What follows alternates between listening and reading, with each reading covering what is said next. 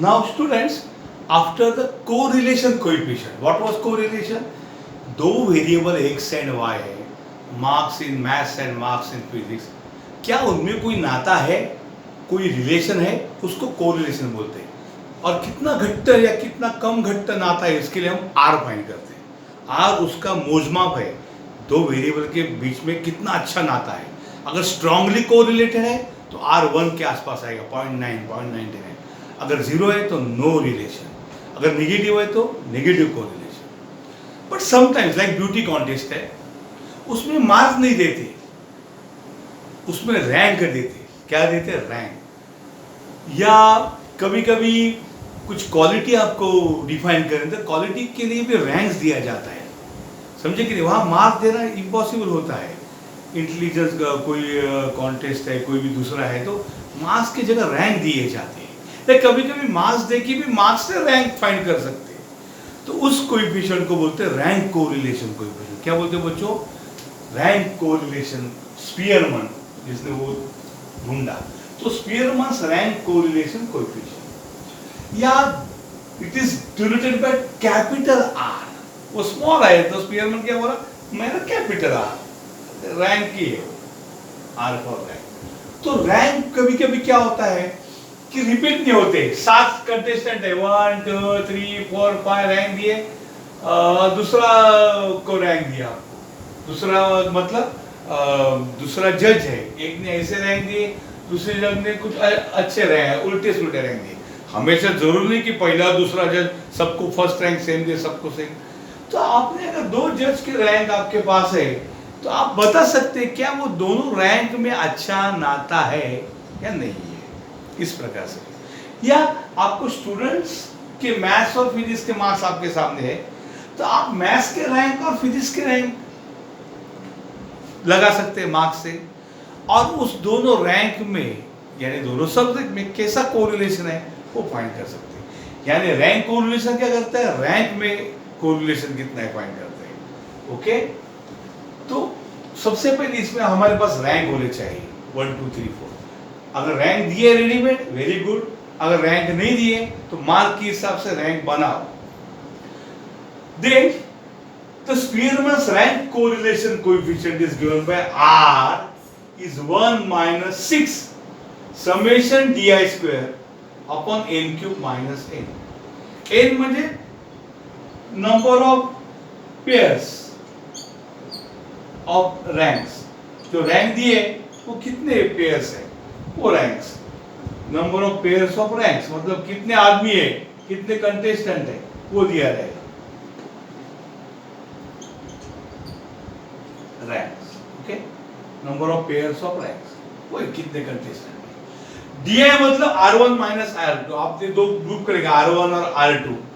एक ही लड़के के 2 रैंक है, 2 लोगों ने उसको एसेस किया है, वो रैंक दी है, जो भी कुछ। तो डिफरेंस डीआई मींस R1 और R2 का डिफरेंस, प्लस हो या माइनस हो, आपको यहाँ स्क्वायर ही लेना है। तो R is 1 minus 6 summation di square by n cube minus n, n cube minus. लेकिन सर कभी कभी क्या होता है, रैंक रिपीट होते हैं। ये रैंक रिपीट नहीं है तब का लफड़ा है। यानी कभी कभी क्या होता है कि एखादा कंटेस्टेंट को सब रैंक सेम देते, बोलते हैं ये सब अच्छा है, सबका परफॉर्मेंस, तो तीनों को एक ही रैंक दूंगी मैं। तो पहला और दूसरा रैंक हमारे पास है, लेकिन तीसरा और चौथा रैंक है ना, इसको सेम मार्क्स आए, सेम रैंक दिया, और 5 और 6 रैंक वो अपने हिसाब से जा रहे हैं। तो तीसरा और चौथा रैंक विभाजन देने का, डिवाइड करने का।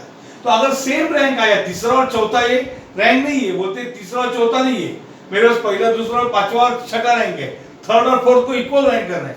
तो 3 और 4 है ना, तो 3 + 4 ऐड करके डिवाइड बाय करो, 2 करो, यानी 3.5। तो उस दोनों को 3.5 रैंक देने का बच्चों। कौन सा रैंक देने का? 3.5। तो पहला रैंक होगा 1, बाद में सेकंड, बाद में 3.5 3.5, 3 और 4 दोनों चला गया। तो नेक्स्ट टाइम 4 नहीं आएगा, 5 आएगा, क्योंकि टोटल 1 2 3 4 5 लोगों को 5 रैंक। अगर आपको अगर 3 लोगों को सेम रैंक देना है, पहला दूसरा रैंक दिया, बाद में 3 4 और 5 है ना, ये रैंक उसको बोलने का नहीं, ये तीनों बहुत ही बढ़िया है, तुल्य बड़ा है, सेम ही है, तो डिवाइड करो तीनों में रैंक। 3 + 4 + 5 ये रैंक तीनों में डिवाइड करो, यानी ये आएगा 5 + 9 + 3 12/3 यानी 4। तो सब तीनों को रैंक देने का 4th रैंक, 3, 4 और 5 रैंक देने का नहीं, तीनों को 4 रैंक डिवाइड किया, तीनों को ऐड किया, डिवाइड बाय 3 किया, तो 4 4 4। ओके, उसके बाद 1 2 हो गया, 3 4 5 रैंक नहीं दिया, सबको 4 4 दिया, बाद में दूसरा रैंक हो गया 6 7, वो नॉर्मल हो गया। तो ये फॉर्मूले में क्या चेंज होगा, 1 - 6 समेशन डी स्क्वायर आएगा प्लस ये फैक्टर आएगा एक्स्ट्रा 1/12 m1³ - m1। ये m क्या है, कोई भी रैंक कितने बार रिपीट हो गया।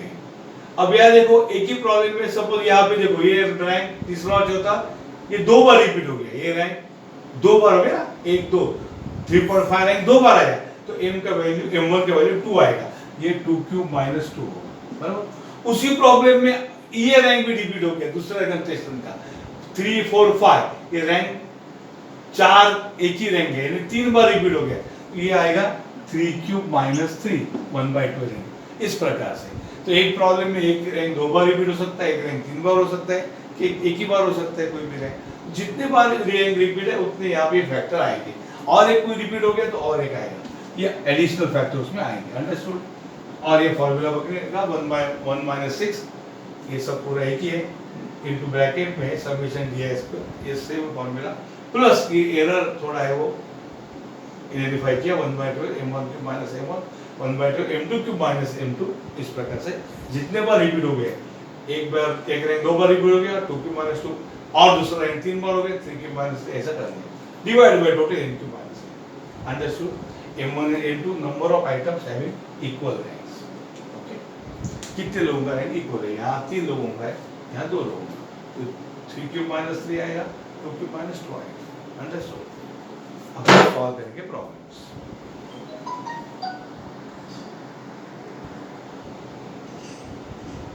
Now students, the next problem is asked in 2016. Compute Spearman's rank correlation coefficient, यानी कैपिटल रैंक कोरिलेशन। वो खाली कोरिलेशन कोएफिशिएंट है, और वो कार्ल पियर्सन है और ये स्पीयरमन है। आपको x और y दिए, आइला रैंक नहीं दिया है, x और y दिए, ठीक है, उनको मार्क्स एज्यूम करो और रैंक्स आप दे दो। तो देखो बच्चों, मैं यहाँ पे लिखता हूँ x, मैं यहाँ पे लिखता हूँ y, और मैं यहाँ x और y का डेटा लिखता हूँ। x लिखता हूँ मैं 18 20 34 52 and 12। ओके,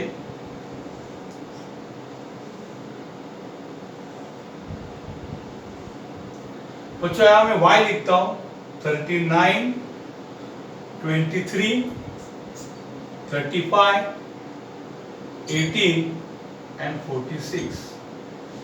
अब मैं x के रैंक को rx से r1 लिखता हूँ, यानी x को रैंक बनाता हूँ। रैंक लिखते समय हाईएस्ट मार्क को फर्स्ट रैंक, या आपको लॉजिक उल्टा है तो लोएस्ट मार्क को फर्स्ट रैंक बोलो, क्योंकि ये मार्क्स है या आपको मिस्टेक्स है या और कुछ गलती है मालूम नहीं, या अच्छा बने। आप कोई भी पॉजिटिव या नेगेटिव लॉजिक यूज करो, लेकिन दोनों को same logic, better side highest को फर्स्ट रैंक बोलना, क्यों लफड़ा करने का। 18 20 34 50, ये देखो फर्स्ट रैंक मिला, ओके। 52 के नीचे नीचे नीचे 34 है, सेकंड रैंक मिला। 34 के नीचे नीचे 20 है, थर्ड रैंक मिला। 20 के नीचे नीचे 18 है, फोर्थ रैंक मिला। और सबसे लास्ट है घोड़ा, ये 12 फिफ्थ रैंक। अंडरस्टूड। R2 यानी ये Y का रैंक है, इसमें सबसे बड़ा 46 है, फर्स्ट रैंक मिला। देखो कितना असेसमेंट गड़बड़ है, थर्ड 46 के बाद 39 है, सेकंड रैंक मिला। 39 के बाद 35 है, थर्ड रैंक मिला। 35 के बाद 23 है, फोर्थ रैंक मिला। और 18 है, फिफ्थ रैंक। ये सब पेपर सेटर का ये हो सकता है अलग अलग। उसके बाद DI equal to R1 minus R2 करो, R2 माइनस R1 स्क्वायर ही करना है। R1 और R2 से सब्ट्रैक्ट, R1 में से R2 सब्ट्रैक्ट करो। 4 minus 2 2, 3 minus 4 minus 1, 2 minus 3 minus 1, 1 minus 5 minus 4, 5 minus 1 4। उसके बाद बच्चों DI का स्क्वायर करो, 2 का स्क्वायर 4, माइनस 1 स्क्वायर 1, माइनस 1 का 1, माइनस 4 का 16 और ये 16। ये होगा समेशन DI का स्क्वायर। 16 plus 16 32, 32 आणि 2 34 34 आणि 4 38 बरोबर आहे की नाही से 32 33 34 38 what is R Spearman's rank correlation coefficient बरोबर रैंक क्या formula 1 minus 6 no repeated rank ना कोई रिपीट नहीं हो गया summation di square upon n cube minus n but n है नंबर ऑफ पेयर्स कितने देता है 1 2 3 4 5 n इज 5 तो क्या होगा रे 1 minus 6 summation of di square di का स्क्वायर 38 है समेशन di स्क्वायर ये समेशन ऑफ di स्क्वायर का समेशन है 38 अपॉन ये कौन आएगा 5 का क्यूब माइनस 5 1 माइनस मैं करता हूँ कैलसी से दिमाग को क्यों तकलीफ देने का ये हो जाएगा 6 इंटू 38 डिवाइड बाय करके सारा में ब्रैकेट ही पुट करो तो नाटे के नीचे 5 का क्यूब 5⁻³ माइनस ये रेस टू है रेस टू बटन है 5⁻³ ये देखो 5⁻³ माइनस 5 ब्रैकेट क्लोज 5⁻³ दिख रहा है क्या 5 दिखता नहीं क्या और देखो 5⁻³ माइनस 5 इक्वल टू गड़बड़ हो गया इतना आपको दिखाया मैंने क्या गड़बड़ हो गया फिर एक बार देखता हूँ 1 माइनस किया ही नहीं ना लफड़ा हो गया तो करेक्ट था रे 6 इंटू 38 डिवाइड बाय ब्रैकेट 5 का क्यूब लिख ही देता 125 minus 5 bracket close equal to 1.9 इतना जबरदस्त आंसर है ये सब आया 1.9 आंसर आएगा माइनस 0.9 ऐसा दिखता है ठीक है चलो चेक करता हूँ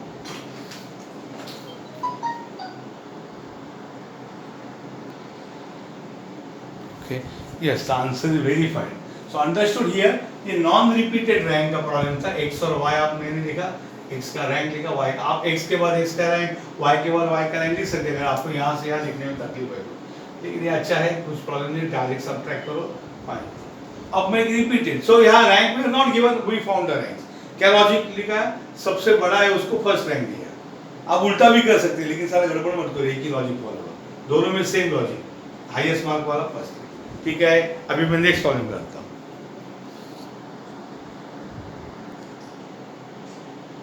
Now student, look at this interesting problem where x and y 10 pairs are given. 1, 2, 3, 4, 5, 6, 7, 8, 9, 10 pairs. And now x and y, so we'll write x का rank as R1. चलो सबसे हाईएस्ट कौन है देखो हाईएस्ट है 43, 63 हाईएस्ट है पहला रैंक 49 है हाँ 63 के बाद 60 सेकेंड रैंक 60 के बाद 55 है 55 1 2 के बाद थर्ड रैंक बराबर 55 के बाद 49 4 है बाप रे 49 देखो 1 2 है ना 49 अभी ये 1 2 3 के बाद 49 को मैं फोर्थ रैंक देने वाला था ना तो इसने 2 है तो 4 और 5 रैंक 2 खाए समझे क्या आपको 4 और 5 2 रैंक खाए तो उसका combined rank 4 plus 5 upon 2 9 upon 2 यानी 4.5 होगा तो उसका रैंक होगा इस 49 का दोनों का 4.5 अंडरस्टूड तो दोनों इक्वल है ना इक्वल मार्क्स है तो 4 और 5th रैंक आया अब 6th रैंक नेक्स्ट टाइम को जाएगा 49 समझे क्या 4 और 5 नहीं तो दो लोगों के 2 रैंक है 4 और 5 ना 4 ना 5 दे सकते दोनों को एवरेज करके 4.5 और 49 के बाद कौन है रे 43 है 4 और 5 है तो 6th है 43 के बाद 32 बचा, 37 है, उसको गया 7th रैंक। 37 के बाद 32 8th रैंक, 20 को 9th रैंक और 10 को 10th रैंक आया। समझे क्या? इस प्रकार से हमने x के सब रैंक कर दी। अब y के रैंक को मैं ब्लू कलर में R2, शायद आपको ब्लू कलर दिखे, देखो R2 दिखता। अब y में सबसे हाईएस्ट कौन है? 72 दिखता है, उसको लिखूंगा फर्स्ट रैंक। 72 के बाद 70 दिखता है, बराबर ना? 70 एक ही बार देखा, यस, ये हो गया सेकंड रैंक। 70 के बाद डायरेक्ट मुझे दिखता है 60 दिखा है, ये 60 है, और कोई 60 है क्या इधर? नहीं, ये 60 वाला हो गया बच्चों मेरा थर्ड रैंक। 60 के बाद मुझे 50 दिखाई दिया, 50 और कोई दिखता है क्या? नहीं दिखता 50, यानी थर्ड के बाद 50 हो गया फोर्थ रैंक। और ये 50 के बाद मुझे डायरेक्ट दिखाई दिया 50 के बाद 45 है क्या? 45 है, हाँ 45 है, फोर्थ के बाद उसको फिफ्थ रैंक।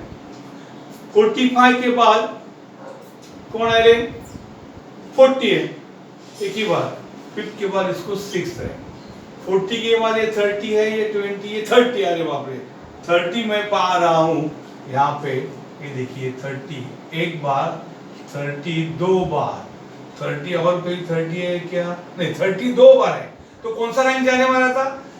5 के बाद, समझे क्या? ये दोनों को 6 और 7, और 6 भी गए, सॉरी 5 नहीं, 6 के बाद इनको ये 7 और 8 रैंक जाना चाहिए ना, तो उनके एवरेज निकालो। 7 + 8/2, 8 + 7 कितने? 15/2, नहीं 7.5 रैंक, ना 7 ना 8, तो उनको 7.5 रैंक गया। ओके, कहाँ गए रे वो? 37.5 और दूसरा 37.5, तो 7 और 8 दोनों के वजह ये आया, तो 9th रैंक किसको जाएगा? 9th रैंक जाएगा 25 को, 9th रैंक जाएगा, और सबसे लास्ट के 20 जो है उसको 10th रैंक जाएगा, बराबर? यहाँ पे बच्चे दो रैंक रिपीट हो गए, एक 30 और एक 49, दो बार। तो यहाँ पे मैं करूंगा R1 - R2, 8 - 6 2, 3 - 7.5 - 4.5, समझे कि नहीं? 7.5 -3, 4.5 - 2 2.5, ओके 2.5, 2 - 10 -8, 1 - 7.5 -6.5, 7 - 4 3, 6 - 1 5, 4.5 - 3 1.5, बराबर? 10 - 5 5, 9 - 9 0, अंडरस्टूड? अभी R1 - R2 है, उसको मैं बोलता हूँ DI, यहाँ पे लिखूंगा DI का स्क्वायर, 2 का स्क्वायर 4, और 4.5 का स्क्वायर 25, 4 5 20, 20.25, इसका स्क्वायर 25, 2 3 6, 6.25, इसका स्क्वायर 64, 25, 6 7 42, बराबर? 3 का स्क्वायर 9, 5 का स्क्वायर 25, 25 1 2 2, 5 5 स्क्वायर 25 is 0। तो यहाँ पे बच्चों मुझे समेशन ऑफ DI स्क्वायर मिल जाएगा, अंडरस्टूड? तो समेशन ऑफ DI स्क्वायर कितना है मैं क्विकली आपको बताता हूँ। तो ये आएगा 4 + 20.25 + 6.25 + 64 + 42.25 + 9 + 2.5 + 2.25 + 25 equal to 175.5 है, understood? This is nothing but 175.5, understood?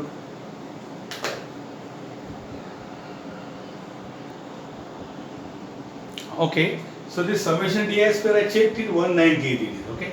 Now what is R? R is आपका rank correlation coefficient, rank correlation coefficient, okay? And that formula for R is 1 - 6, okay? Summation D I square plus कितने बार दो rank repeat हो गए, सो 1/12 m1 cube minus m1, 1/12 m2 cube minus m2, बराबर दो बार repeat हो गए, divided by total is n cube minus n, so it is 1 minus 6. Now summation di square is this 198 plus 1/12, दो बार ही repeat हो गए rank, यहाँ पे एक दो बार रिपीट हो गया, सो 2 क्यूब माइनस 2 1/12, यहाँ पे भी एक दो बार रिपीट हो गया, कितने बार हो गया, कितना रैंक, ओके 3 बार होता तो 3 क्यूब माइनस 3 आता, दो ही बार हो गई रिपीट, ओके। और टोटल डिवाइडेड बाय n कितना पेयर है, 1 2 3 4 5 6 7 8 9 10, सो ये आएगा 10 क्यूब माइनस 10, अंडरस्टूड। सो 1 माइनस 6 ये होगा 198 plus 1/12 into 2 cube is 8 minus 2 को है 6, 1/12 सॉल्व करते हैं बाद में गड़बड़ नहीं, 2 का cube 8, 8 minus 2 6, okay, divided by 10 का क्यूब 1000 माइनस 10, 1 माइनस 6 ये होगा 198 प्लस 6/12 इज 1/2 ना, 1/2 0.5, 6/12 इज 1/2 यानी 0.5, समझे कि नहीं, डिवाइडेड बाय ये हो जाएगा 1000 माइनस 10 990, ओके। अभी मैं फाइंड करता हूँ इसका आंसर आपके सामने, ओके, ये हो जाएगा 198 प्लस 0.5 हो जाएगा 1, यानी ये हो जाएगा 199 इंटू ये हो जाएगा 6 डिवाइड बाय ये हो जाएगा 990 इक्वल टू क्या होगा 1.206, ये होगा 1 माइनस 1.20606, ऐसा कुछ होगा 20606, तो उसमें सब्ट्रैक्ट 1 करेगा तो माइनस आएगा, माइनस में 1 करूंगा तो माइनस आएगा आंसर, माइनस 0.20606, इस टाइप का आंसर आएगा, this is capital R, understood. Pearson's rank correlation coefficient, Pearson उसका नाम है, Pearson's, understood, rank correlation coefficient.